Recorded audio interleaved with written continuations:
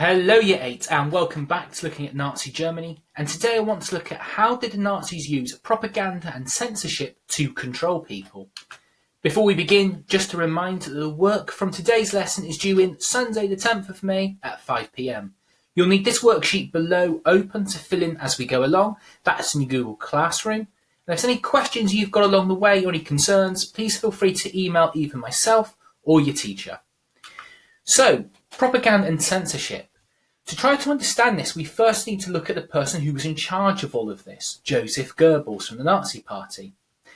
He was in charge of information, and that meant he controlled what the German public could see and what they could hear. And this came down to those two key terms, propaganda and censorship. Now, we've looked at those two words already this year, so quick recap. I'd like you to pause the video, and can you try to remember, please, when we've seen those words before, and what do they actually mean? And then let's press play to confirm. Okay, so hopefully you've remembered we looked at this during World War I. Propaganda is when you control information, making something seem better than it actually is. So, for example, for Goebbels, recording all of the Nazis' achievements and making sure that all the positives from the Nazi Party were shown to everyone. And this made the party seem far more attractive to many people. Whereas censorship is making sure that any bad information or news you don't want the public to hear is hidden away. It's not written down, it's not broadcasted, and so this meant that the Nazis' failings, all the cruel things the Nazis did, was hidden away. So you'll need this worksheet out as we look through these different forms of propaganda and censorship. We've got 7 forms of control on that worksheet, and we're going to discuss those one at a time. When we're done discussing each method, you'll need to fill in that worksheet and explain if this method was a form of propaganda that the Nazis used, whether it was a form of censorship the Nazis used, or maybe you could explain that it was both. And what we'll do is we'll do the first one together as an example, looking at newspapers, method 1. Now you must remember that the technology in the 1930s was certainly not as advanced as we have today. Newspapers were a main form of getting information and people learning about current events. The Nazis made sure they controlled all of the newspaper prints, and they could tell the newspapers exactly what to print and control the editors. This meant the newspapers would now only print what the Nazis wanted, what they wanted the public to hear. And other newspapers controlled by enemies of the Nazis, such as communists, Jews and other Nazis, they'd had their newspapers closed down. By 1935, 1,600 newspapers had been shut down by the Nazis completely. They controlled the newspaper industry. Now, the word communist, you can see there, it's a key term that's going to come up. We've looked at it briefly before, but simplified down, a communist is someone who believes in equality for all. Hitler didn't like this. Hitler believed in survival of the fittest. So he saw communists as natural enemies. So, on our worksheet, have a go now at filling that in, trying to explain if you think newspapers were a form of propaganda or if you think actually newspapers were a form of censorship. Press pause here, fill in the boxes trying to explain your point of view, and then we'll have a look afterwards. Okay, well, hopefully you've realised that actually it was a form of propaganda and a form of censorship. It's propaganda because the Nazis used these newspapers to make their actions seem more popular and important to the public, but actually it's also a form of censorship. Because the Nazis controlled all the newspapers, they could make sure that nothing negative about the party was said by their enemies, like the communists or the Jews. So this example, it's both propaganda and censorship. Hopefully that task is nice and clear. It won't always be both. Okay, let's work through the other methods. So, method 2 was books. Again, books are a lot more popular than you could argue they are today. People had many books, used this for sources of information, and there were some books that Hitler saw as un-German. An example of this was All Quiet on the Western Front, and this book had come out in the 1920s, and it said about how terrible the war was, how badly prepared the German army was, and about how war is a terrible thing. Well, we've looked before at what Hitler wanted children to do, and that's join the army. The last thing Hitler wanted was for children to pick up and read this book and start to have second thoughts about doing that. And so the book was banned in Germany. not only banned, but it was actually burnt, along with many other texts. Now, this action was done mostly by Nazi students, and it included burning communist books and Jewish books as well. And in total, about 4,000 different titles were destroyed. And one example of this is that 20,000 books were burned in one day in Berlin. Now, bear in mind these actions were taken out all across Germany, and you start to see exactly how much damage this caused. So, on your box now, have a look, method 2 for the books, pause the video here. Is this propaganda or is this censorship? Press play to continue. Okay, so hopefully we're starting to get the idea of the lesson here. Let's look at method 3, films. Cinema had started to come out and become more popular in Nazi Germany. Cinema was starting to become a popular form of entertainment, and people liked going to see films. And the Nazis were aware of this, the power of films to influence and persuade people. And the Nazis took control by, first of all, banning foreign films. And the government said, we have to check every film before it's released in this country to make sure we approve, to make sure it follows Nazi guidelines. Now, before the film began, information on the success of the Nazi Party would be played. Similar to the trailers you've got today, telling things like turn your phone off, adverts for cars and so on.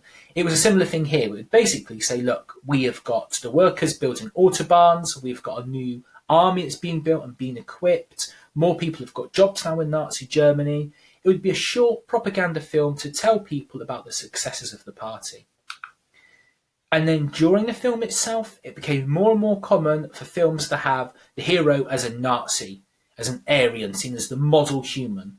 That would be a Nazi with blonde hair, blue eyes. And the villain would be seen as a Jew or a communist.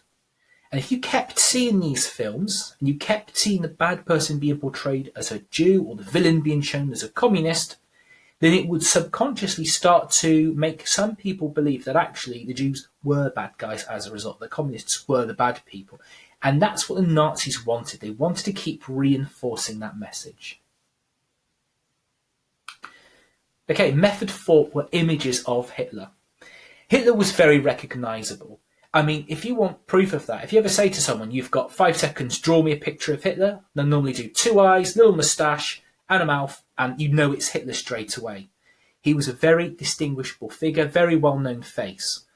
And the Nazi Party knew this, and so they tried to make sure on as many posters as possible, Hitler's name and Hitler's face was used, so that everyone knew who he was. You couldn't be in Germany and not understand who your leader was at this point. It was on things like newsreels, because people admired Hitler and saw him as a strong leader. But it wasn't just Hitler's face, it was also loudspeakers as well. And they would put loudspeakers in public places to make sure that Hitler's voice was heard. Places like restaurants, parks. And so if you're a member of the public, it was very hard to escape Hitler. You saw his face on the posters, you would hear his voice on these loudspeakers as well. And even if you didn't have a radio, and we'll come on to those later, you couldn't really escape this idea of Hitler's voice. Method 5, posters. So posters would show the strengths and the successes of the Nazi Party. The fact that they were making women happy, women are having lots of children. The fact that men were now having jobs and they were happy. The fact that workers had better living conditions. The fact that the unemployment had dropped. And they could show all of the successes of the Nazi Party, but also they could try to make the public believe that Jews and communists were the enemy of Germany. Now, posters were relatively cheap to make. They're very hard to escape. You can put up hundreds of posters around the town and people can just see them for a few seconds, but they can still take that message in straight away. And they're versatile. You can make one poster that will attract adults, and it will make women, for example, say stay at home, have lots of children, and it will work for a mother. You could have one poster that might actually have an impact on children and make them think about joining the army. And so you can use a different range of posters to target different people. They're cheap to make, and they're basically pretty much impossible to avoid. You can put a poster pretty much anywhere. Method 6, the rallies. Now, these were occasions, usually once a year, for places like the Nuremberg Rally, where huge crowds would gather. Like a concert, but so much more popular, so much bigger. And here you'd have singing, dancing, speeches by leading Nazis, including Hitler, marching parades. And the idea was that people felt included, people were excited, people were proud of the Nazi party. They felt they were part of something special at this time. It made the country seem powerful, it made the country seem united and in complete control of Hitler. And you could argue these rallies restored some pride to the Germans after they'd had this mass unemployment in the early 1930s before Hitler took charge. An example again of how it restored pride was if you think about how Germany had been embarrassed during the Treaty of Versailles and blamed for the war and forced to pay 6.6 billion in reparations. Now, I mentioned the Nuremberg rally before. It's probably the most famous of these rallies. It was an annual event, happened every year. 700,000 people attended in 1934 for this rally, which lasted a week. So it was a celebration attempt to popularise the Nazi party. And method 7 was the radio. Now, the radio, again, this is the Nazis using technology. It had only been around really for the previous 10 years or so when Hitler took power in 1933. And it was desirable, but it was expensive. It was fairly modern technology. It was the same as getting a games console today, one of your more modern, up-to-date games consoles. Now, Joseph Goebbels saw the potential in the radio. If he could get every person to have a radio in their house, then he could control what they heard, and he could make sure that every house had propaganda streamed into it straight away. And you saw that with documentary Last Lesson, where you saw Hitler's speeches being played into the house, indoctrinating Henry Mettelman. So Goebbels realised the potential of this, and he made a cheap radio, roughly about the same as an average worker's wages for a week. So it was affordable. And the Nazis subsidised the price of this. Now, what I mean by that is the fact that the Nazis basically paid some money towards the radio to make it that cheap. And this meant that people could now afford the latest technology, and people would go out and people would buy one. If you want some statistics to prove that up, 9 million were sold, and 70% of German households had one by 1939. Goebbels had been able to make sure the radio was affordable to all, and now he could control the radio output. Nazi speeches by leading Nazi members, again obviously including Hitler, and traditional German music were played. Adverts and announcements celebrating the success of the German party would be played, anti-Semitic propaganda could be played, and foreign broadcasts were banned. And again, you had this in your household, just slowly, gradually, every day, bringing more and more propaganda into people's households. And of course, there were no Jewish radio stations, really. There were no communist radio stations, only underground ones. And if you were caught having one of those, you could be killed. And the Nazis control all of the radio stations. No one else is allowed to have a voice. So, that's the end of task 1, and you should have that grid filled in looking at those 7 methods of control. Let's have a look at your second and final task. Now you've looked at those 7 forms of control, can you explain to me what you think were the most important 3 methods of control used by the Nazis? I want you to just pick 3 from those 7. Not only that, but I want the order from 1 to 3 and why they're in that order. So, for example, if you pick films at number 1 and you pick rallies at number 2, you need to tell me why you think films was more important than rallies, why films made number 1 and rallies just made number 2. Now, I've put a sentence structure there to help you structure your answer, so you can explain why you picked your order, but you don't need to use this if you don't want to. You can structure this answer however you want. But I'm really interested to see, what do you think were the top 3? What order you put those top 3 in, and why you're putting it in that order. Why does something make number 3? Why doesn't it make number 2? Why was number 2 more important, you think, than number 3? Why was number 1 more important than both number 2 and number 3? I'm looking for that explanation here about how you think these forms of control would have impacted people. And once you've done that, that is the end of the lesson. Thank you very much, Year 8. So if we can make sure that completed worksheet is submitted to your teacher by Sunday, the 10th of May at 5 p.m.